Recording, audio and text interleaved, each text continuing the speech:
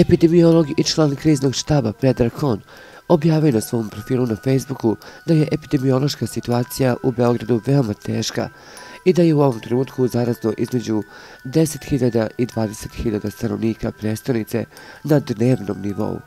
Kon je u svom Facebook statusu ocenio da je situacija vrlo slična kao u Slovačkoj. U Beogradu se može proceniti na osnovu dnevno pozitivnih rezultata PCR testiranja da je zarazno u ovom trenutku između 10.000 i 20.000 građana na dnevnom nivou. To je vrlo slično kao u Slovačkoj, negdje oko 1% stanovništva je zarazno, naveo je Kon.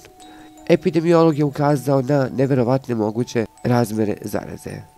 To bi značilo da je na svakoj zabavi sa više od 100 ljudi uz nekontrolisane kontakte, glasni govor ili pevanje, verovatnoća da će doći do zaražavanja izrazito visoka.